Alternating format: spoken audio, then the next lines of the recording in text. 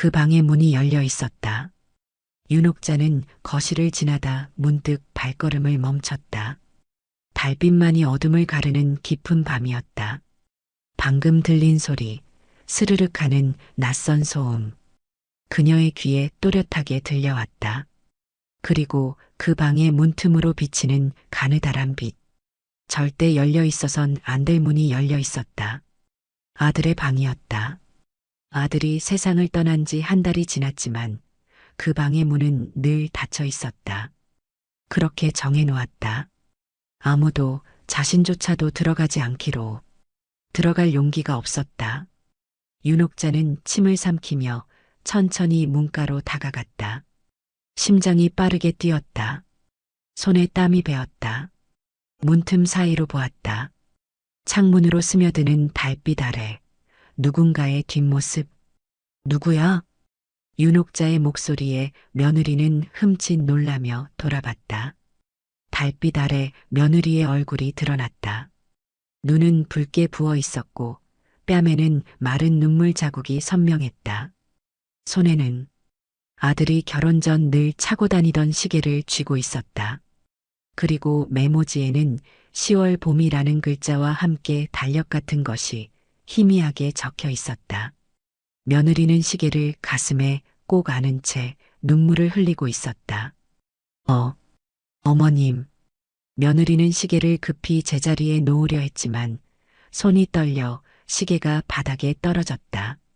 둔탁한 소리와 함께 시계의 유리가 살짝 금이 갔다. 찰칵 하는 소리가 방 안의 정적을 갈랐다. 죄송합니다. 제가 고칠게요. 그녀는 황급히 시계를 집어들었다. 윤옥자는 문간에 서서 며느리를 물끄러미 바라봤다. 아들과 결혼한 후 2년간 이 집에 발걸음도 하지 않던 며느리였다. 그녀가 반대했기 때문이었다. 집안도 모르고 뿌리도 모르는 고아 여자는 안 된다며 결혼을 완강히 반대했고 아들은 그런 어머니를 뒤로하고 며느리와 결혼해서 따로 살았다. 결혼식에도 가지 않았다. 아들 내외가 찾아와도 거부했고 그 후 아들도 2년 동안 소식조차 없었다. 그러다 한 달 전 갑작스러운 교통사고로 아들을 잃었다. 그리고 3일 전 며느리가 갑자기 이 집 앞에 나타났다. 어머님 죄송합니다. 저 갈 곳이 없어요. 며칠만 여기 있어도 될까요? 작은 가방 하나만 들고 현관 앞에 서 있던 며느리의 창백한 얼굴이 떠올랐다. 윤옥자는 그때도 말없이 문을 열어주었다. 말이 필요했던가? 아니, 말을 잇지 못했다. 2년 전 아들이 엄마 나 결혼할래요라고 했을 때부터 모든 것이 잘못되어 버렸으니까. 이 방에 왜 들어온 거야? 윤옥자의 목소리는 차가웠다. 며느리는 고개를 깊이 숙였다. 그냥 보고 싶어서요. 잠을 못 자서 그 사람 냄새라도 맡고 싶었어요. 말은 그럴듯했다. 하지만 윤옥자의 눈에는 뭔가 수상해 보였다. 시계를 몰래 보고 있던 것, 그리고 뭔가 메모에 써 있었던 것. 무엇을 계획하고 있는 걸까? 이 방은 들어오지 말라고 했잖아. 며느리가 도착했을 때 윤옥자는 단 한 가지 규칙을 정했다. 옆방 손님방에 묵되 아들의 방만은 절대 들어가지 말 것. 그녀에게 이 방은 아들과의 마지막 연결고리였다. 아들의 채취 물건들, 기억들이 고스란히 담긴 공간. 낯선 사람. 그것도 자신이 아들과 멀어지게 한 원인이라고 여겼던 그 여자가 들어와 어지럽히는 것을 견딜 수 없었다. 그리고 더 깊은 이유가 있었다. 그 방에는 통장, 인감, 아들의 유품, 모든 중요한 것들이 보관되어 있었다. 갑자기 나타난 며느리가 그것들을 노리는 건 아닐까? 죄송해요, 어머님. 다시는 안 그럴게요. 며느리는 시계를 원래 있던 책상 위에 조심스럽게 올려놓았다. 그리고 메모지를 구겨 주머니에 넣었다. 나가. 윤옥자의 단호한 한마디에 며느리는 고개를 숙인 채 방을 나갔다. 뒤에서 들리는 며느리의 발소리가 점점 멀어졌다. 윤옥자는 방 안으로 들어가 시계를 집어들었다. 금이 간 유리 아래 시계바늘은 여전히 똑딱거리며 돌아가고 있었다. 뭘 하려는 거지? 시계를 가져가서 팔려고? 그날 밤 윤옥자는 잠들지 못했다. 창밖으로 보이는 달빛에 의식이 흔들렸다. 눈을 감으면 며느리의 뒷모습이 보였다. 아들의 시계를 만지던 그 모습. 너 때문에 내 아들이. 입 밖으로 내지 않은 생각이 그녀의 가슴을 무겁게 짓눌렀다. 처음부터 인연이 아니었다. 고아 출신이라는 말에 왜 그렇게 강하게 반대했는지 지금도 기억이 생생했다. 아들이 처가 사랑도 받으며 온전한 가정을 꾸렸으면 싶었는데, 뿌리 깊은 가족이 되기를 바랐는데, 다음 날 아침 윤옥자는 자신의 귀걸이가 사라진 것을 발견했다. 어머니에게서 물려받은 진주 귀걸이였다.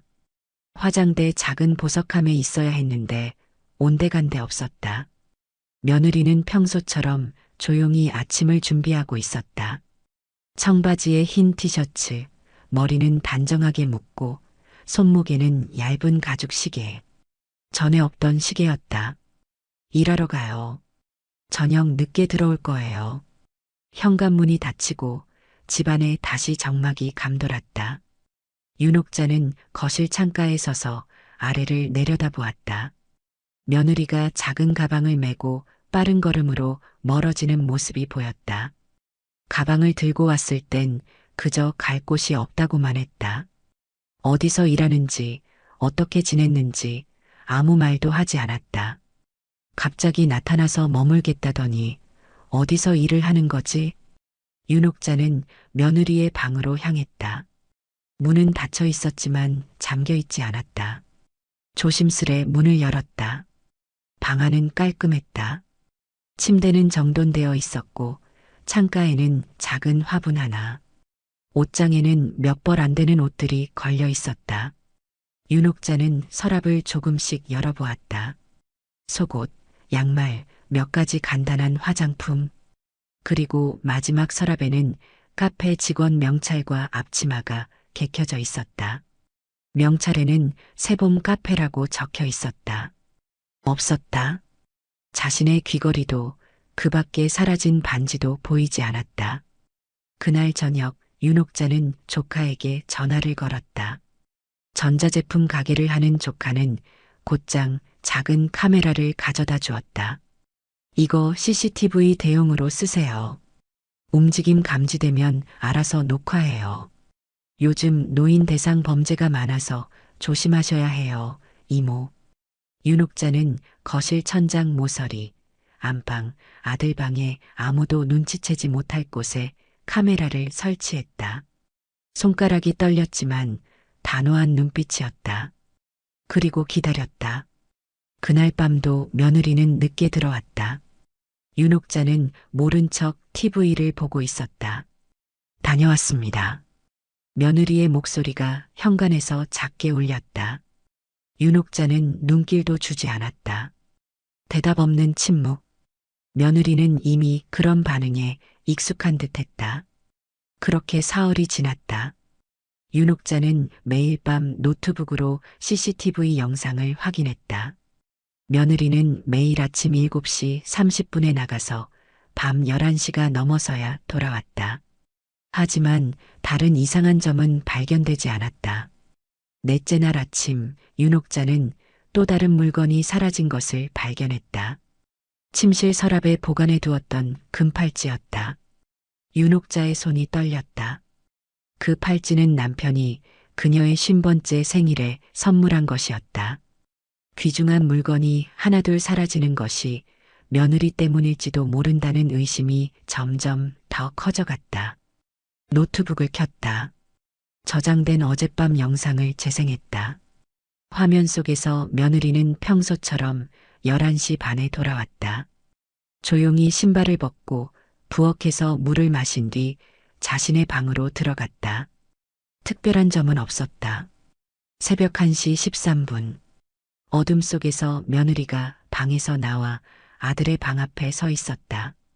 그리고 이번에는 방에 들어가지 않고 문 앞에 앉아 무릎을 껴안은 채 한참을 그대로 있었다. 손에는 작은 물건을 쥐고 있는 듯 했다. 그것이 무엇인지는 분간할 수 없었다. 아들의 방 앞에서 그렇게 조용히 앉아 있다가 다시 자신의 방으로 돌아갔다. 이상하네. 윤옥자는 다시 영상을 되돌려 보았다. 이번에는 더 빠르게 재생했다. 11시 반에 들어온 며느리, 새벽 1시의 모습, 그리고 새벽 3시 42분. 윤옥자의 눈이 커졌다. 화면 속에서 현관문이 조용히 열렸다. 하지만 아무도 들어오지 않는 듯했다. 그런데 자세히 보니 침침한 화면 속에서 작은 그림자가 움직이고 있었다. 시야 구석에서 모자를 쓴 인물이 슬그머니 안으로 들어왔다. 그 사람은 신발을 벗지 않았다. 조심스럽게 발소리를 죽인 채 거실 쪽으로 향했다. 몇 분 후 그 인형은 다시 현관으로 돌아와 집을 빠져나갔다. 이게 무슨... 윤옥자는 영상을 반복해서 돌려보았다. 영상 속 인물은 키가 작고 마른 체구였다. 얼굴은 모자와 어둠 때문에 제대로 보이지 않았다. 하지만 분명히 며느리는 아니었다. 그 시간 며느리는 자신의 방에 있었으니까. 그럼 누구지? 손이 떨리기 시작했다. 집에 도둑이 들었다. 그것도 며느리가 아닌 다른 누군가.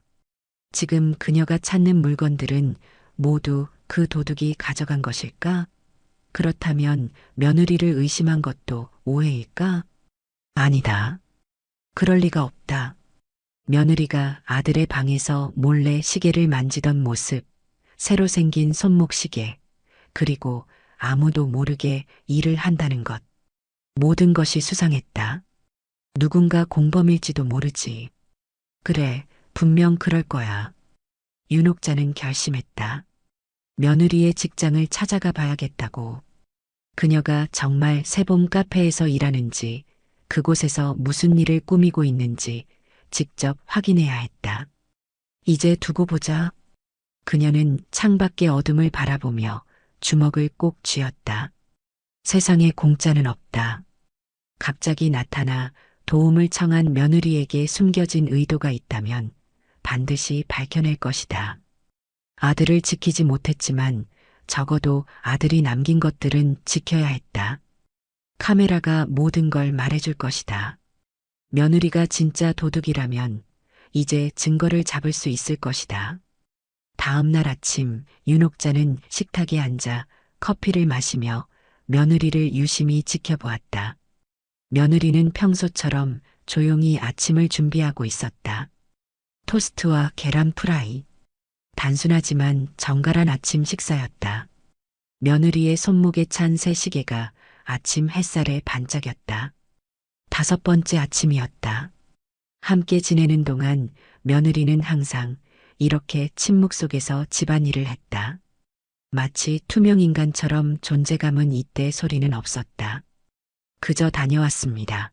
다녀오겠습니다라는 짧은 인사만 나눌 뿐이었다. 어디서 일하니? 갑작스러운 질문에 며느리는 잠시 손을 멈췄다. 등 뒤로 윤옥자의 날카로운 시선이 느껴졌다. 새봄 카페요. 지하철역 3번 출구 앞에 있어요. 많이 바쁘니? 네. 저녁 시간에 손님이 많아서요. 윤옥자는 며느리의 등 뒤에서 그녀의 작은 떨림을 놓치지 않았다. 질문이 불편한 모양이었다. 그 시계, 새 거니? 며느리의 손이 멈칫했다. 그녀는 무의식적으로 손목 시계를 만졌다. 네. 일할 때 시간 확인하려고요. 작은 거지만 월급 받아서 샀어요. 대화는 그것으로 끝났다. 윤옥자는 더 이상 질문하지 않았고 며느리도 말을 이어가지 않았다. 공간을 채운 것은 오직 거실의 시계 초침 소리뿐이었다. 똑딱 똑딱. 식사를 마치고 며느리가 출근한 후 윤옥자는 서둘러 옷을 갈아입고 새봄 카페를 찾아갔다. 카페는 작고 아담했다. 큰 길에서 살짝 비켜난 곳에 있어 지나가다 스치듯 볼 수 있는 가게였다.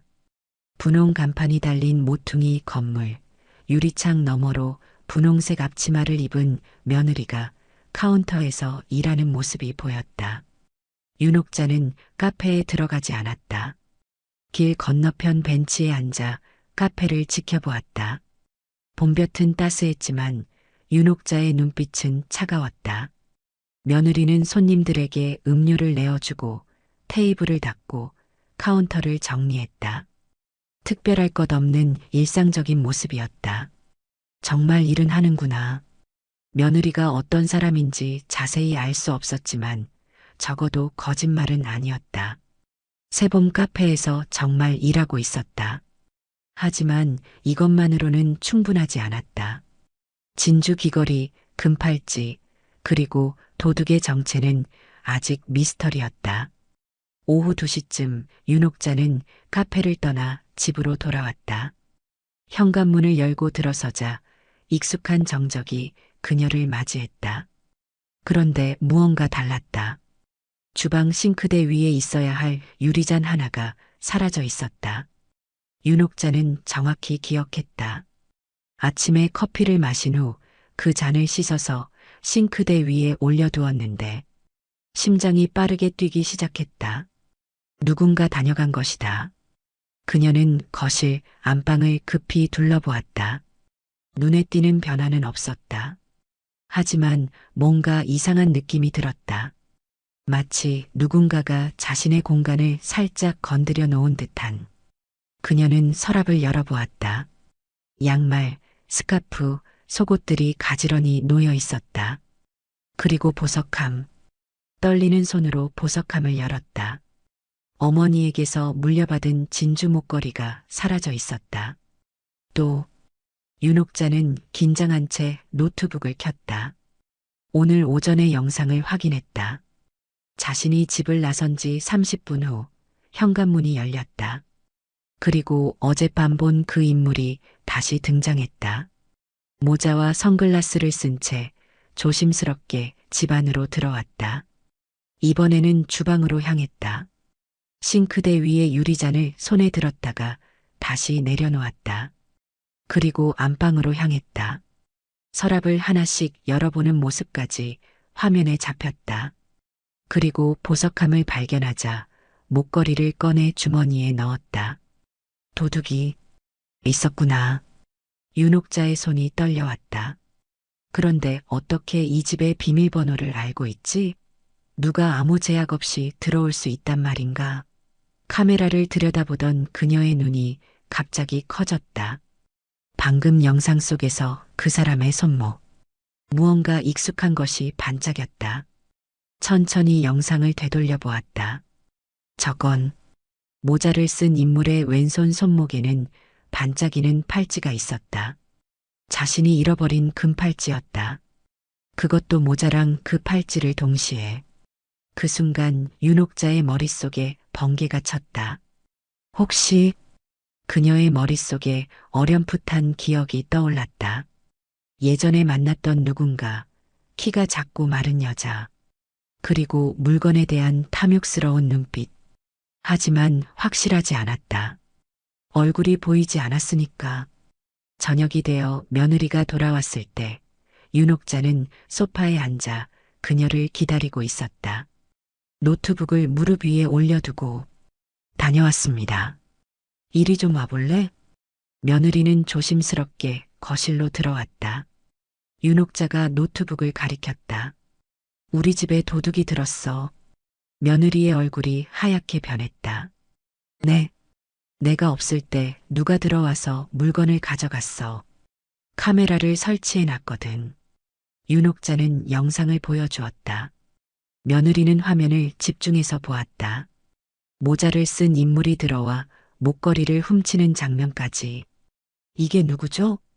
윤옥자는 고개를 저었다. 모르겠어. 얼굴이 보이지 않잖아. 이 순간 그녀는 잘 관찰하고 있었다. 며느리의 표정, 눈의 움직임, 손짓 하나까지.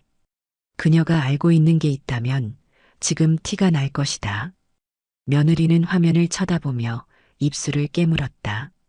그런데 이 사람 비밀번호를 어떻게 알고 있는 거죠? 바로 그거였다. 윤옥자도 그게 가장 의문이었다. 아들이 살아있을 때도 이 집 비밀번호는 가족만 알고 있었다. 자신과 아들, 그리고 며느리. 혹시 예전에 이 집 비밀번호를 아는 사람이 또 있었나요? 윤옥자는 잠시 생각에 잠겼다. 아, 내 여동생이 알고 있었지. 몇 년 전 여동생이 잠시 이 집에 머물렀을 때 비밀번호를 알려줬었다. 아들이 죽고 난 후에는 일부러 아들이 쓰던 숫자로 비밀번호를 바꿨다. 아들의 생일이었다. 하지만 생각해보니 여동생에게 얼마 전에 아들 생일로 바꾸려고 한다고 말한 적이 있었다. 너무나 뻔한 조합이었고 여동생은 당연히 조카의 생일을 알고 있었다. 그래서 알고 있었구나. 여동생이요? 응. 근데 그 애는 멀리 살아. 여기 올 일이 없어. 며느리의 표정이 미묘하게 변했다. 마치 뭔가를 떠올리는 듯한. 그녀는 잠시 망설이는 듯했다. 어머님, 응? 혹시 그분이 키가 좀 작고 마른 체형이신가요? 윤옥자는 놀라서 며느리를 바라보았다. 어떻게 알았니? 며느리는 침을 삼켰다. 제가 일하는 카페에 자주 오시는 단골 손님이 계세요. 어느 날 그분이 제 이름표를 보시더니 혹시 윤도준 씨 아내 아니세요? 라고 물어보셨어요. 윤옥자의 눈이 커졌다. 놀라서 어떻게 아시냐고 했더니 난 도준이 이모야. 장례식에서 봤어. 먼 곳에서 지켜보기만 했지만이라고 하셨어요. 그러면서 어머님 댁 얘기를 계속 물어보셨죠. 요 며칠 연락을 못했다면서 어떻게 지내시는지, 몇 시에 외출하시는지. 윤옥자의 심장이 빠르게 뛰었다. 그녀의 여동생 미경은 키가 작고 말랐다. 그리고 항상 화려한 액세서리를 좋아했었다. 현관문이 열리고 모자를 쓴 인물이 들어오는 영상이 머릿속에서 반복해서 재생되었다. 며느리는 눈을 내리깔았다. 솔직히 처음 봤을 때부터 좀 이상했어요. 자꾸 저한테 어머님 얘기를 물어보시고 그러다 어제 카페에서 그분이 친구분들과 대화하는 걸 우연히 들었어요. 대화? 네. 제가 휴게실에 있었는데 그 휴게실 구조가 손님들은 직원이 안에 있는지 안 보여요. 바로 앞 테이블에 앉으셔서 목소리가 들렸어요. 그 집문서만 손에 넣으면 끝이야. 언니는 아직도 멍청하게 살아라고요. 윤옥자의 얼굴이 창백해졌다. 집문서를 노린다고? 갑자기 그녀의 머릿속에 수많은 생각이 스쳐 지나갔다. 이 집은 아들 명의로 되어 있었다. 아들이 죽고 난 후에는 법적으로는 배우자인 며느리에게 상속권이 있었다. 하지만 아직 정리되지 않은 상태였다. 그리고 생각해보니 딸이 없는 그녀로서는 여동생이 가장 가까운 혈육이었다. 만약 며느리가 없었다면 그 다음 상속자는 미경이 될 수도 있었다. 내 동생이 카페에 언제 오니? 거의 매일 오후 3시쯤 오세요. 늘 같은 자리에 앉아서 친구들과 이야기를 나눠요. 윤옥자의 눈에 이제 며느리가 다르게 보였다. 처음에는 의심스러웠지만 지금은 며느리의 말이 진실처럼 들렸다. 하지만 확신할 수 없었다. 여동생이 정말 그럴 사람인지, 며느리의 말이 사실인지 모든 것이 불확실했다. 내일 같이 가보자. 네. 내일 3시에 카페에 같이 가자. 내가 직접 확인하고 싶어. 며느리는 잠시 망설이다 고개를 끄덕였다. 알겠어요, 어머님. 둘 사이에 이상한 침묵이 흘렀다. 시계 소리만이 똑딱거리며 공간을 채웠다. 그날 밤 윤옥자는 옛 사진첩을 꺼내보았다. 그 안에는 동생 미경과 함께 찍은 사진들이 있었다. 언제부터였을까 그들 사이에 거리가 생기기 시작한 것은. 미경은 항상 화려한 것을 좋아했고 자신보다 더 많은 것을 가지고 싶어 했다. 하지만 도둑질까지 할 거라고는 생각하지 못했다. 미경이, 내가 정말 그런 짓을 하고 있는 거니? 침대에 누워 천장을 바라보는 윤옥자의 눈에 눈물이 고였다. 가족이란 무엇일까? 피로 맺어진 사이일까? 아니면 마음으로 맺어진 사이일까? 아들이 며느리를 선택했을 때 그녀는 피의 중요성만 생각했다. 하지만 지금 자신의 피부치가 배신하고 피가 섞이지 않은 타인이 편을 들어주는 이 상황은 무엇을 의미하는 걸까? 침실 창가로 달빛이 스며들었다. 어둠 속에서 벽에 걸린 시계의 초침 소리가 유독 크게 들렸다. 똑딱, 똑딱. 마치 누군가의 심장 소리처럼. 밤이 깊어가는 동안 집안의 모든 시계는 쉬지 않고 돌아갔다. 아들의 방에 있는 금이 간 시계도, 윤옥자의 침실벽에 걸린 오래된 시계도, 부엌의 전자시계도 모두 각자의 방식으로 시간을 가리키고 있었다. 시간은 누구에게나 공평하게 흘러간다. 하지만 그 시간을 어떻게 채우느냐는 각자의 선택이다. 윤옥자는 창밖의 달을 바라보며 생각했다. 내일 모든 것이 밝혀질 것이다. 그리고 그녀는 진실을 받아들일 준비가 되어 있었다. 이제 진짜 도둑이 누구인지 밝혀내야 할 시간이구나. 그날 밤 윤옥자는 잠들지 못했다. 창밖에서는 빗방울이 창문을 두드리고 있었다. 마치 그날처럼 아들이 세상을 떠나기 전날 밤에도 이렇게 비가 내렸었다. 쉬지 않고 내리는 봄비는 그날의 기억을 생생하게 떠올리게 했다. 그날 밤 윤옥자는 잠들지 못했다. 창밖에서는 빗방울이 창문을 두드리고 있었다. 마치 그날처럼 아들이 세상을 떠나기 전날 밤에도 이렇게 비가 내렸었다. 협탁기에서 자신의 휴대폰을 꺼내 들었다. 그리고 저장해둔 음성 파일을 찾았다. 아들이 사고 전날 남긴 마지막 음성 메시지였다. 괴로웠지만 가끔 그의 목소리가 그리울 때면 이렇게 들곤 했다. 엄마 나야. 받지 않는 것 같네. 그냥 잠깐 목소리 듣고 싶어서. 곧 전화할게. 그리고 엄마 내일 중요한 얘기가 있어. 내일 집에 갈게요.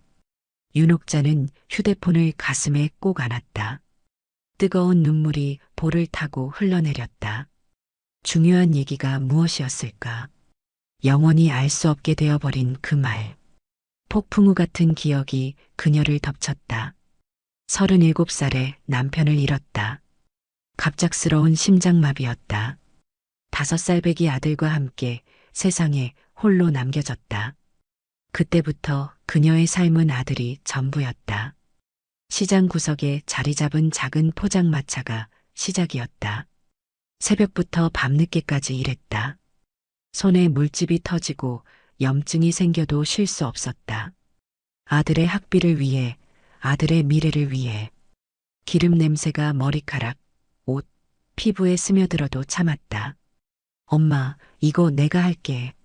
18살이 된 아들은 방학 때마다 포장마차를 도왔다.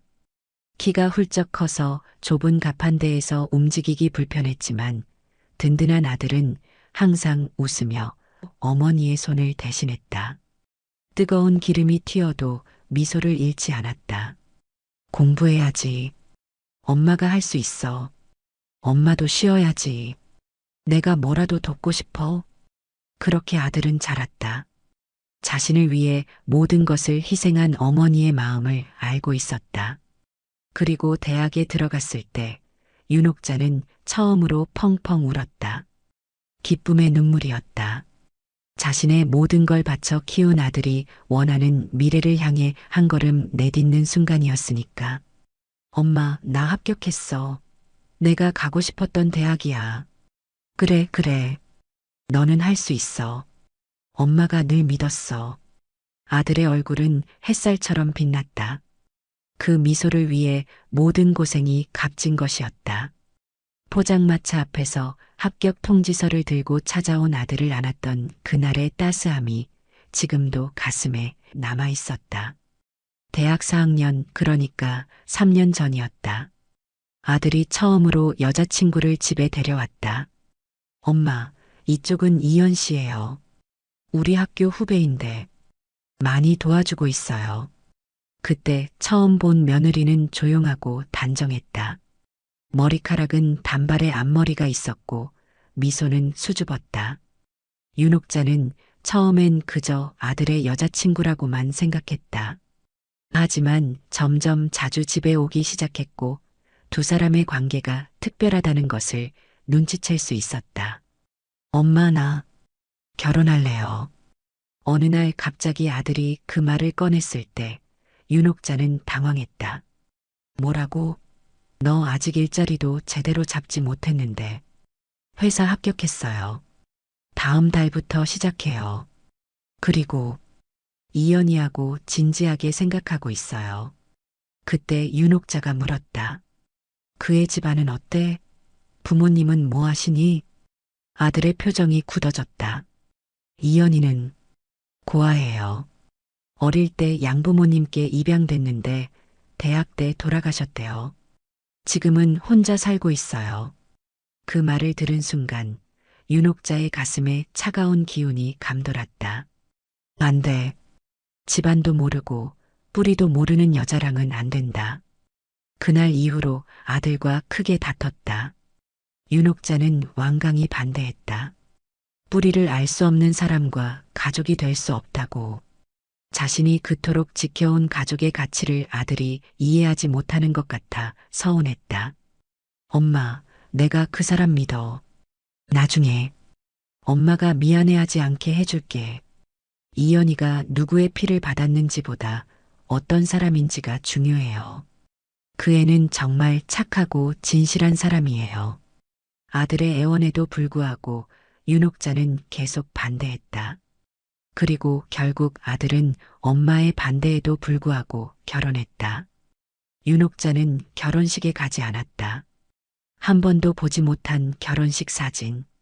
며느리의 방에서 본 그 사진에는 행복하게 웃고 있는 아들과 수줍게 미소 짓는 며느리만 있었다. 그리고 2년간 아들과 연락이 끊겼다. 그러다 한 달 전 갑작스러운 교통사고로 아들을 잃었다. 윤옥자는 서랍에서 오래된 사진첩을 꺼냈다. 그 안에는 아들의 성장 과정이 차곡차곡 담겨 있었다. 첫돌, 초등학교 입학식, 중학교 졸업식, 대학교 합격 순간. 그리고 마지막 페이지에는 장례식 후 며느리가 전해준 작은 종이 한 장이 고이 보관되어 있었다. 손 떨리는 손으로 종이를 펼쳤다.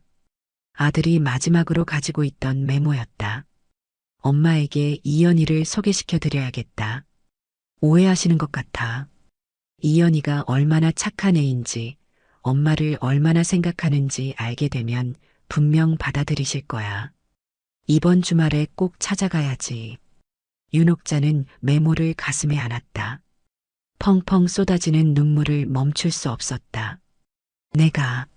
내가 어떻게 그럴 수 있었을까? 그리고 문득 아들과 나눈 마지막 통화가 떠올랐다. 사고 일주일 전날이었다. 엄마. 나야. 왜? 무슨 일이야? 목소리는 딱딱했다. 그때도 화가 나 있었으니까. 그냥 엄마 생각났어. 괜히 뜬금없지? 그래. 뜬금없다. 엄마. 나중에 오해하지 말았으면 해. 오해는 무슨 오해야. 내가 나를 오해했지. 난 끝까지 너 잘 되라고. 아냐, 엄마. 난 다 알아. 근데 그 사람은 나보다 엄마를 더 걱정했어. 그 말을 듣는 순간 뭔가 걸리는 느낌이 있었지만 그녀는 그걸 무시했다. 엄마, 만약에 내가 없어지면. 뭐? 갑자기 왜 그래? 그 애 너무 혼자 두지 마. 제발. 됐어. 그만 말해. 듣기 싫다. 윤옥자는 그렇게 말을 끊었다. 그리고 통화도 끊어버렸다. 그게 아들과 나눈 마지막 대화였다. 일주일 후 봄비 속에서 아들은 교통사고로 세상을 떠났다. 순식간에 모든 것이 끝나버렸다. 아들의 영정사진 앞에서 윤옥자는 아무것도 느낄 수 없었다. 그저 공허함 뿐이었다. 슬픔이 찾아온 것은 며칠 뒤였다. 그리고 그 슬픔은 점점 더 깊어졌다. 아들의 장례식에 며느리는 물론 있었다. 하지만 윤옥자는 그녀를 외면했다. 며느리가 눈물에 젖어 무너지듯 서 있는 모습도 보지 않으려 했다. 누군가 말했다. 내가 정신 놓고 있을 때 며느리가 장례 절차를 모두 챙겼다고. 며느리가 없었다면 아무것도 제대로 진행되지 않았을 거라고. 하지만 윤옥자는 듣지 않았다. 그렇게 며느리는 아들의 장례식 후 사라졌다. 그리고 한 달 뒤 갑자기 집 앞에 나타난 것이다. 밤이 깊어갔다. 빗소리는 점점 잦아들었지만 윤옥자의 마음속 파도는 여전히 거세게 일렁였다. 생각은 꼬리에 꼬리를 물고 아들 죽고 한 달 후 며느리가 집에 돌아온 첫날이 떠올랐다. 작은 가방 하나 들고 현관 앞에 서 있던 며느리. 어머님 저 갈 곳이 없어요. 며칠만 여기 있어도 될까요? 그때 며느리의 눈에는 눈물이 고여 있었다. 그리고 걱정되는 일이 있어서요. 어머님께 꼭 말씀드려야 할 것 같아서. 하지만 윤옥자는 그저 차갑게 문을 열어줬을 뿐 그 말의 의미를 새기지 않았고 아무 말도 건네지 않았다. 지금 생각해보니 이미 모든 것을 잃어버린 며느리에게 또 다른 상처를 준 것은 아니었을까? 걱정되는 일이라는 게 여동생 일이었을까? 며느리는 남편을 잃은 슬픔 속에서도 자신에게 한 번도 원망의 말을 하지 않았다. 오히려 조용히 집안일을 도왔고 언제나 공손하게 인사했다. 아들의 방 앞에서 흐느끼던 그 모습, 시계를 보듬고 있던 그 모습, 그리고 오늘 도둑의 존재를 알려주며 조용히 말했던 그 모습. 혹시 그분이 키가 좀 작고 마른 체형이신가요? 윤옥자의 가슴이 쿵 내려앉았다. 며느리는 이미 알고 있었던 걸까? 카페에서 만난 그 손님이 자신의 여동생이라는 것을? 아니면 정말 우연히 알게 된 것일까? 모든 것을 믿을 수가 없었다. 머릿속이 혼란스러웠다. 윤옥자는 창가에 서서 밤하늘을 바라보았다. 빗방울이 그친 자리에 몇 개의 별이 반짝이고 있었다. 구름 사이로 보이는 달빛이 방안을 희미하게 비추었다. 아들아, 내가 없는 이 시간을 엄마는 어떻게 살아가야 할까? 그녀는 아들의 방으로 향했다. 문을 열고 들어가자 달빛이 창문을 통해 방안을 비추고 있었다. 책상 위의 시계가 그 빛을 받아 반짝였다.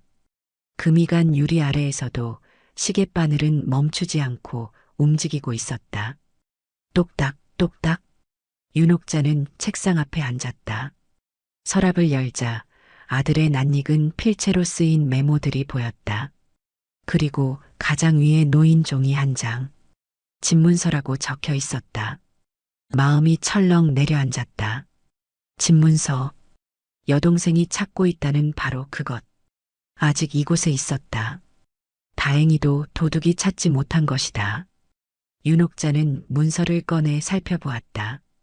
공증된 서류, 등기권리증, 그리고 아들이 적어놓은 메모. 이 집은 엄마를 위한 것. 하지만 내가 없으면 이연희에게. 그녀가 엄마를 돌볼 테니. 윤옥자의 손이 떨렸다. 메모는 결혼 직후에 쓰인 것 같았다. 2년 전이었다. 이미 그때부터 아들은 걱정하고 있었던 것일까? 자신에게 무슨 일이 생기면. 아니, 그럴 리가 없다. 건강했던 아들이 갑작스러운 사고를 예상했을 리 없다. 하지만 엄마와 아내, 두 여자를 모두 생각하는 마음은 분명했다. 그때 집안 어딘가에서 부스럭거리는 소리가 들렸다. 윤옥자는 흠칫 놀라 문서를 서랍에 급히 넣고 방을 나섰다. 시계를 보니 새벽 3시 반. 거실 쪽에서 희미한 그림자가 움직이고 있었다. 지난번에 카메라에 잡힌 그 도둑이 분명했다. 천천히 조용히 윤옥자는 부엌으로 향했다. 식칼을 집어들었다. 손이 떨렸지만 마음은 단단했다.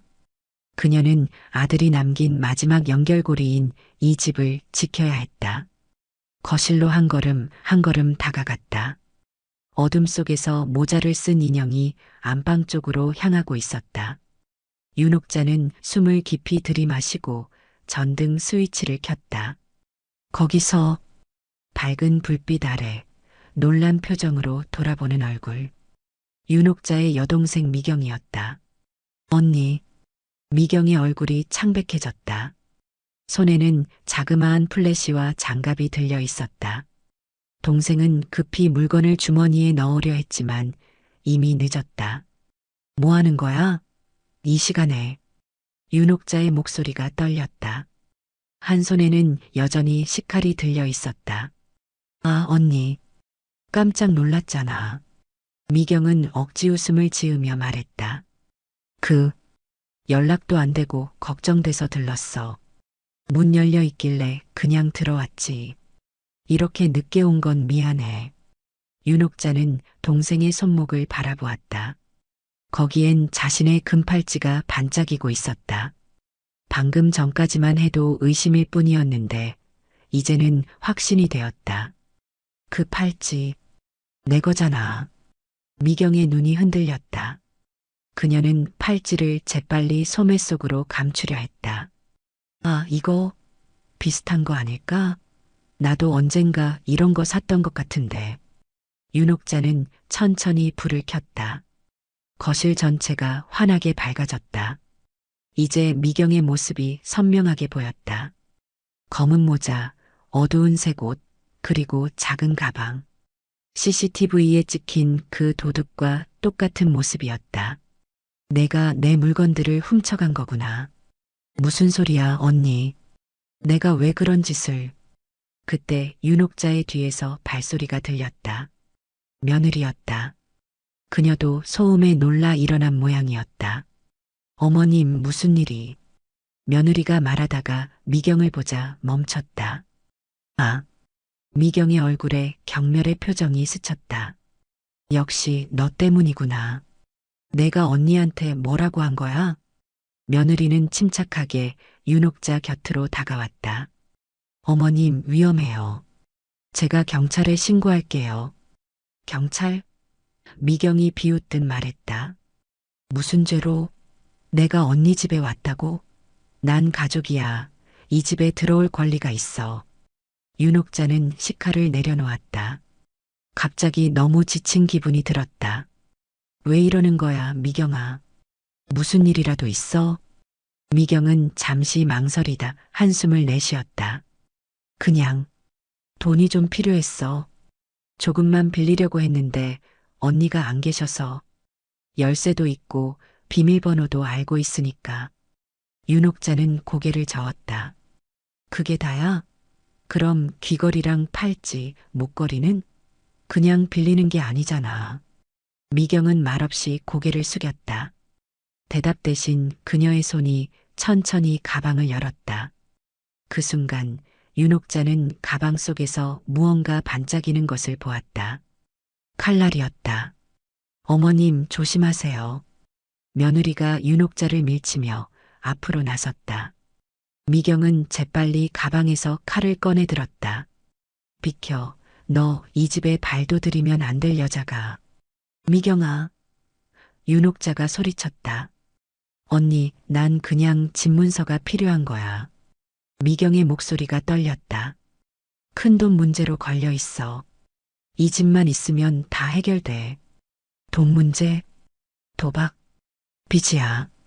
갚지 못하면 위험해. 그래서 언니네 집 권리 서류만 찾으면 되는 거야. 어차피 조카는 죽었고 이 여자는 상관없잖아. 분노와 배신감이 윤옥자의 가슴을 채웠다. 아들의 죽음조차 이용하려는 동생을 보니 머리가 어지러웠다. 돈 필요하면 말했어야지. 이렇게 도둑질하고 칼까지 들고 말해봤자 주실 거였어요? 이 집은요? 미경이 비웃듯 말했다. 언니는 항상 도준이만 생각했잖아요. 내 조카지만 솔직히 질투났다고요. 부모님도 언니만 챙기고 나는 항상 뒷전이었어요. 오랫동안 쌓여온 원망이 미경의 목소리에 묻어났다. 윤옥자는 충격에 휩싸였다. 이런 감정이 있었는지 전혀 몰랐다. 그럼 지금 뭘 어쩌자는 거야? 집문서만 주세요.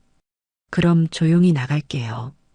윤옥자가 망설이는 사이 현관 쪽에서 소리가 들렸다. 미경의 친구로 보이는 두 명의 여자가 서 있었다.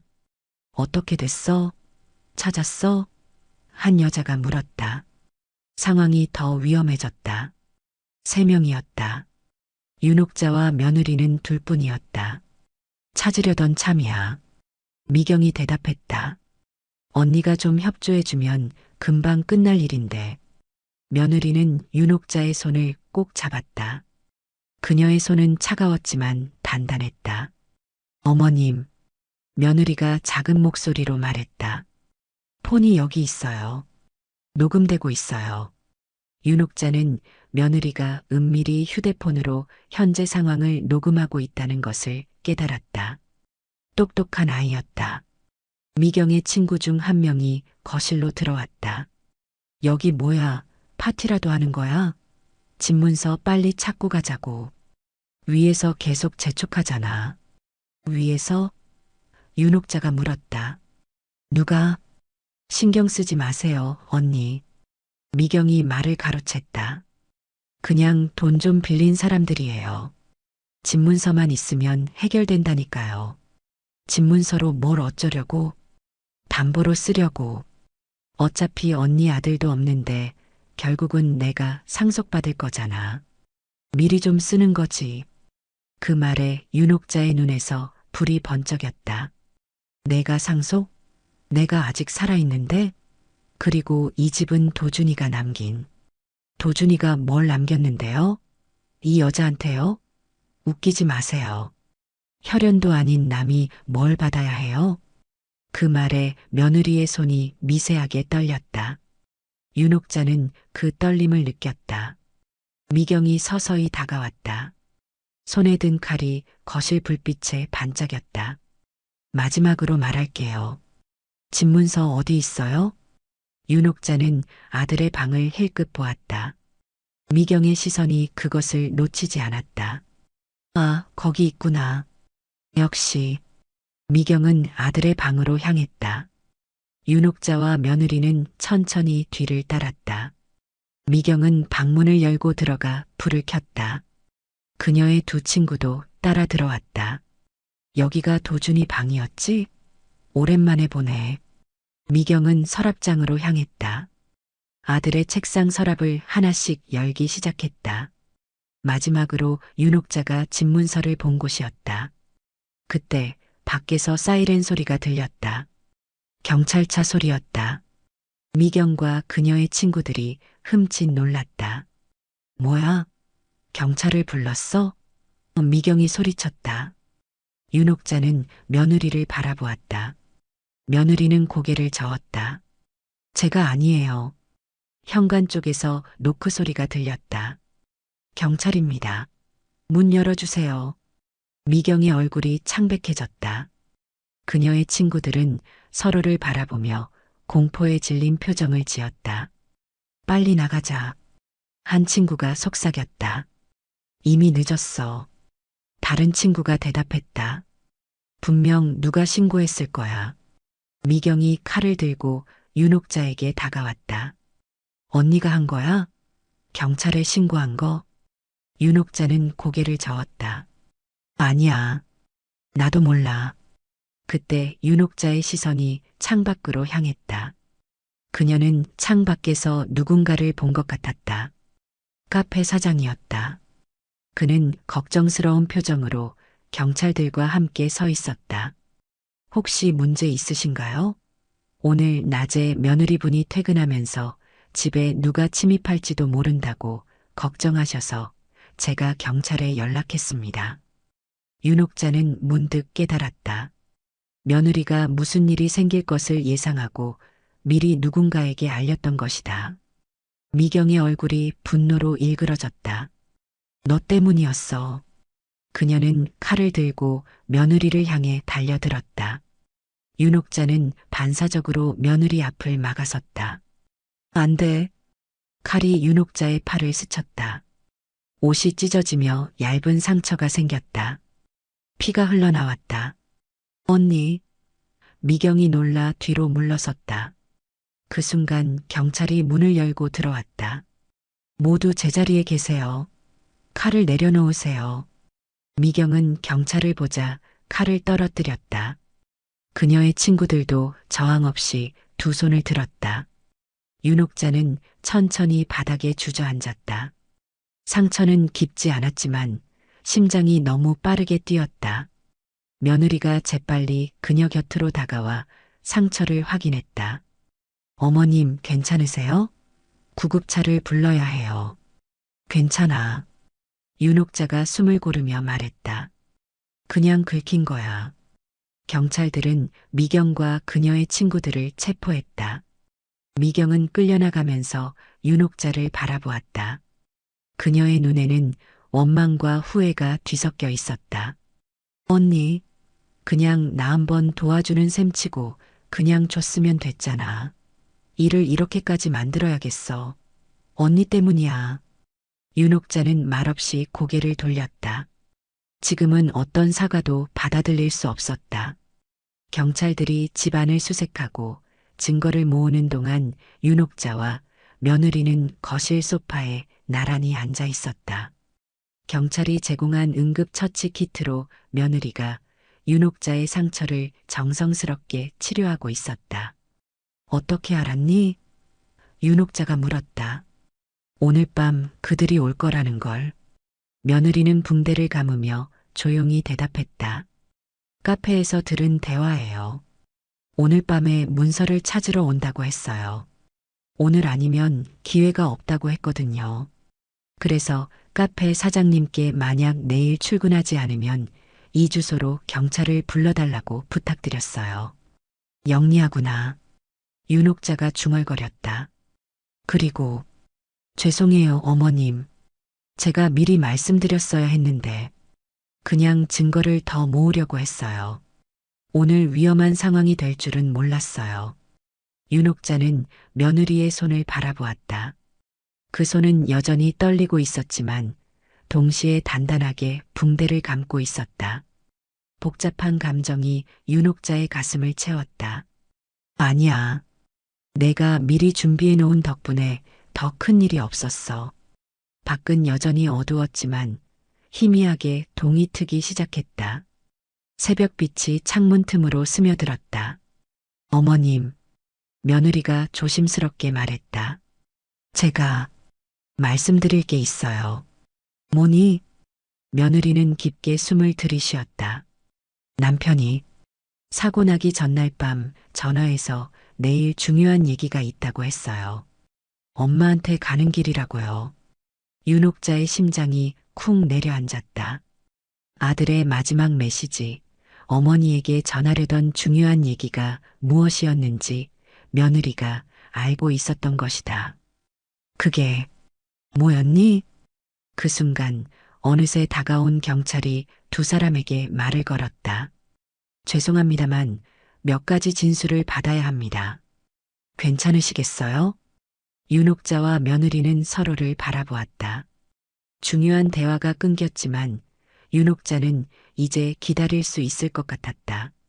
아들이 남긴 마지막 메시지가 무엇이었든 이제 그것을 들을 준비가 되어 있었다. 괜찮습니다. 윤옥자가 대답했다. 말씀하세요. 경찰은 노트를 펼쳤다.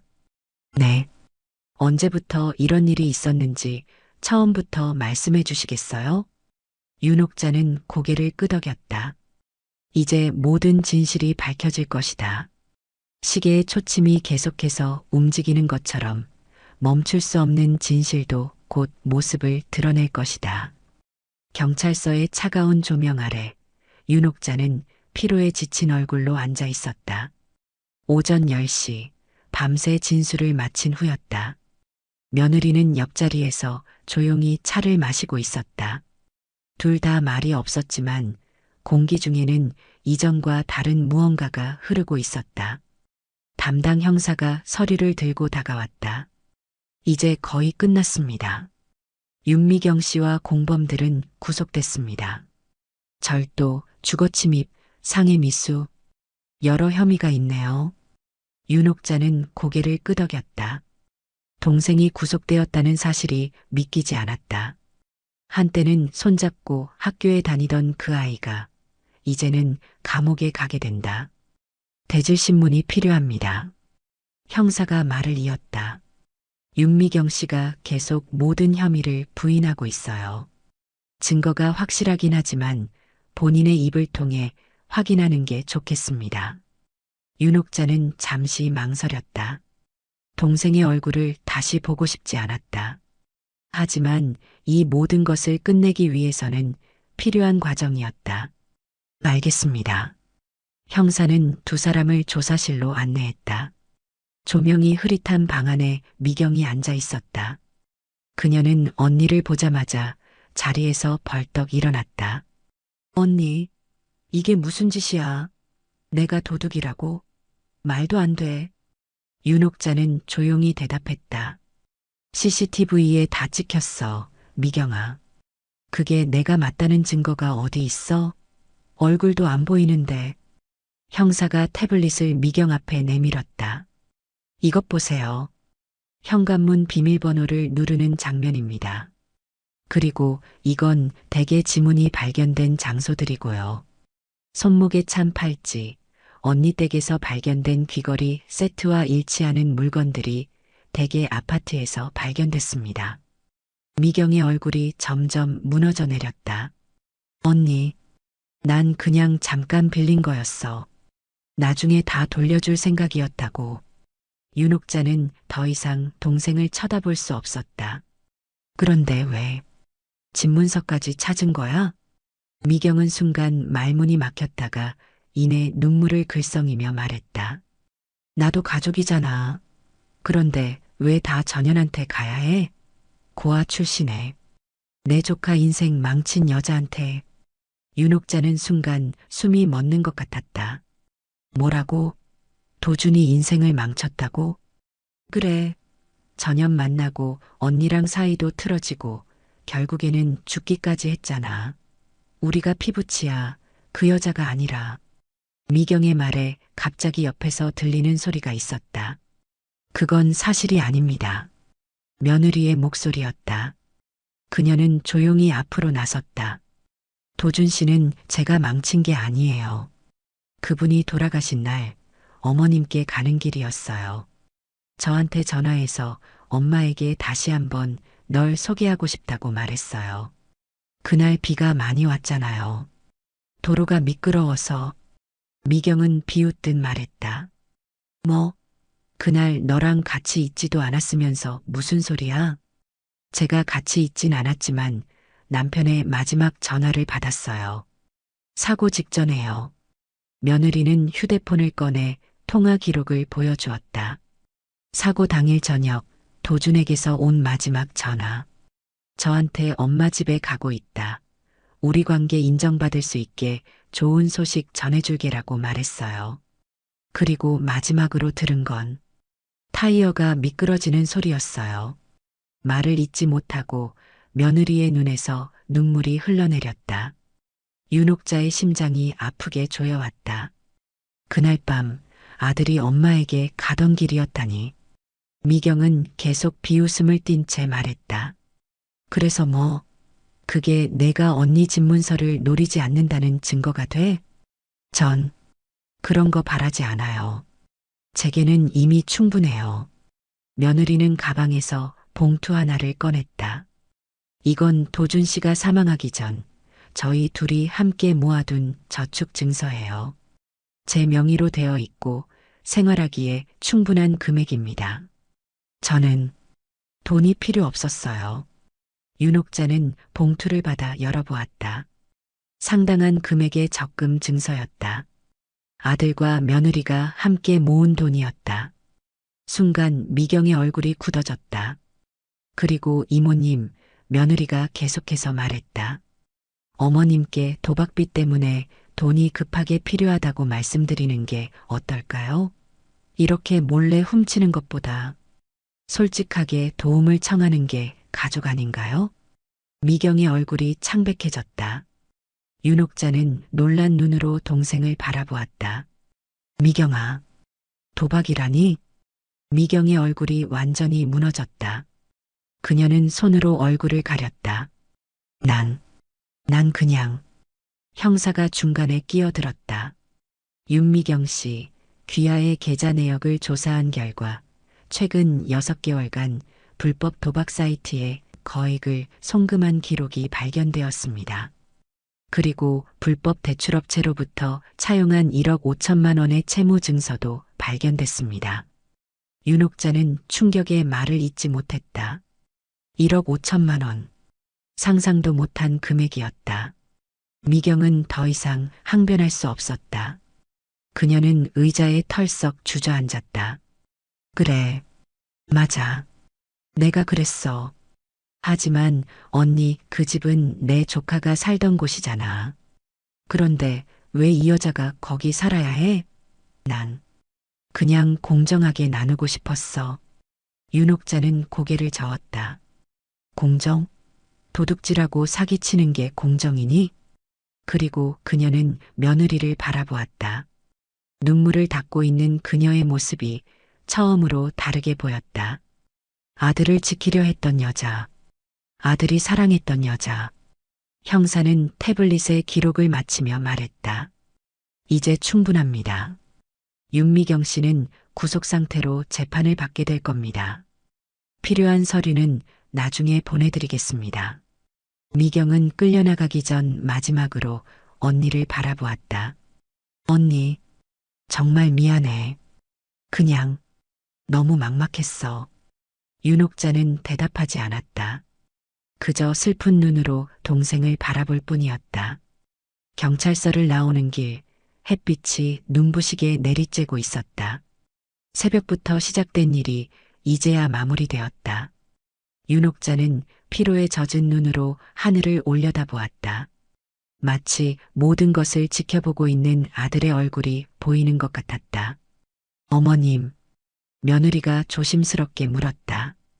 이제 어떻게 할까요? 윤옥자는 천천히 며느리를 바라보았다. 아들이 선택한 여자, 아들이 사랑했던 여자, 그리고 지금까지 자신을 도와온 여자. 집에 가자. 택시 안에서 두 사람은 침묵을 지켰다. 윤옥자는 창밖을 바라보며 생각에 잠겼다. 모든 것이 달라진 느낌이었다. 가족의 의미, 믿음의 의미, 그리고 아들이 남긴 것들의 의미까지. 얘야. 윤옥자가 조용히 말을 꺼냈다. 네, 어머님. 아까 경찰서에서 말하려던 거. 도준이의 중요한 이야기. 그게 뭐였니? 며느리는 잠시 망설이다 깊은 숨을 들이쉬었다. 남편이 마지막으로 어머님께 말씀드리고 싶었던 건. 그녀는 잠시 말을 멈추고 가방에서 작은 봉투를 꺼냈다. 병원 로고가 찍힌 봉투였다. 제가 임신했어요. 윤옥자의 온 세상이 멈춘 것 같았다. 임신. 그 단어가 뇌리를 강타했다. 뭐라고? 한 달 전 남편이 사고 나기 바로 전날. 저희가 확인했어요. 그걸 어머님께 알리러 가는 길이었던 거예요. 며느리는 봉투에서 초음파 사진을 꺼내 보여주었다. 아직 형태가 분명하지 않은 작은 생명체. 올 가을에 태어날 예정이에요. 윤옥자의 손이 떨렸다. 손자 혹은 손녀라니. 아들의 아이. 아들의 피를 이어갈 새 생명. 그래서 내가 집에 돌아온 거구나. 며느리는 고개를 끄덕였다. 혼자서는 무서웠어요. 그리고 이 아이가 태어나면 할머니를 알아야 할 것 같았어요. 모든 퍼즐 조각이 제자리를 찾았다. 아들의 마지막 전화, 중요한 이야기, 며느리가 그의 방에서 시계를 보고 있던 이유, 그리고 집에 돌아온 이유까지. 윤옥자는 말없이 초음파 사진을 내려다보았다. 그녀의 눈에서 눈물이 흘러내렸다. 기쁨의 눈물이었을까? 슬픔의 눈물이었을까? 아마도 둘 다였을 것이다. 왜 진작 말하지 않았니? 두려웠어요. 며느리의 목소리가 떨렸다. 어머님이 저를 받아들이지 않으실까봐. 그리고 이 사실을 알게 되면 더 마음이 아프실까봐. 윤옥자는 며느리의 손을 꼭 잡았다. 말이 필요 없었다. 그녀의 눈에는 용서와 환영의 눈물이 가득했다. 봄이 찾아왔다. 창가의 화분에는 새싹이 돋아났다. 윤옥자는 아침마다 그 화분에 물을 주는 것이 일과가 되었다. 그 모습은 마치 태어날 아기에게 이야기하는 것 같았다. 아들의 방은 이제 항상 열려 있었다. 함께 정리하고 청소하고 새롭게 꾸미기 시작한 곳이었다. 책상 위에는 금이 간 시계가 여전히 시간을 가리키고 있었다. 어느 날 오후 두 사람은 함께 아들의 방에서 작업했다. 윤옥자는 옷장 구석에서 낡은 나무 상자를 발견했다. 열어보니 아들의 어린 시절 물건들이 담겨 있었다. 이건 상자 속에서 윤옥자는 찢어진 종이 한 장을 발견했다. 8살 도준이가 그린 그림이었다. 엄마 울지 마세요. 제가 지켜드릴게요라고 적혀 있었다. 그 사람은 항상 어머님을 생각했어요. 세상에서 제일 대단한 여자라고 늘 말했어요. 며느리는 작은 메모장을 발견했다. 함께 펼쳐보니 도준의 짧은 메모들이 빼곡했다. 오늘 이연이 처음 만남. 도서관에서 우연히. 비 오는 날 우산 없어서 발 동동 구르던 모습이 귀여웠다. 마지막 페이지에는 결혼 후 쓴 듯한 글이 있었다. 이연이가 임신한 것 같다. 엄마도 할머니가 되신다는 소식을 제일 먼저 알려드리고 싶다. 윤옥자는 메모장을 가슴에 안았다. 아들의 마음이 그대로 담겨 있는 글이었다. 어머님, 도준 씨는 제게 내가 내 가족이 되어줄게라고 했어요. 그때 처음으로 가족을 가질 수 있다고 생각했어요. 그래서 봄이라는 이름을 지었구나. 그 사람이 절 처음 만난 날이 봄비 내리던 날이었거든요. 그래서 항상 봄이 오면 저를 생각한다고 했어요. 그날 저녁 윤옥자는 된장찌개를 끓였다. 청국장 반 스푼도 넣었다. 식탁에서 처음으로 두 사람은 편안하게 아들의 이야기를 나누었다. 윤옥자는 인형 가게에서 분홍색 토끼 인형을 골랐다. 집에 돌아와 자신의 방에서 오래된 상자를 꺼냈다. 그 안에는 회색빛 낡은 토끼 인형이 있었다. 도준이가 태어났을 때 내가 만든 거야. 5살 때까지 이 인형 없이는 잠을 못 잤어. 이렇게 소중한 걸 이제 내가 가져. 아니, 봄이에게 주렴. 이건 내가 봄이에게 주는 첫 선물이야. 며느리의 눈에 눈물이 고였다. 윤옥자는 그녀의 어깨를 감쌌다. 내가 고마워. 우리 도준이를 행복하게 해줘서, 그리고 봄이를 이 세상에 데려와줘서. 그날 밤 윤옥자는 낡은 토끼 인형에 해진 귀를 정성스럽게 수선했다. 할아버지와 할머니 토끼 같은 두 인형은 나란히 놓였다. 가을 아침 진통이 시작됐다. 병원에 도착해 분만실로 들어가기 전 며느리가 윤옥자의 손을 꼭 잡았다. 어머님, 같이 있어 주실래요? 물론이지. 끝까지 함께 할게. 첫 울음소리가 들렸다. 축하합니다. 건강한 여자아이예요. 윤옥자는 천천히 다가가 손녀의 작은 얼굴을 바라보았다. 아들의 눈을 닮은 그 아이를 조심스럽게 안았다. 봄아, 할머니란다. 아기는 울음을 그치고 눈을 살짝 떴다. 그 순간만큼은 할머니를 바라보는 것 같았다. 어머님, 오늘 봄이가 태어난 시간이 오전 10시 35분이에요. 도준 씨가 세상을 떠난 시간과 정확히 같아요. 윤옥자의 심장이 빠르게 뛰었다. 자고 있는 아기의 평화로운 얼굴에서 아들의 모습이 겹쳐 보였다. 시계의 초침은 계속해서 움직였다.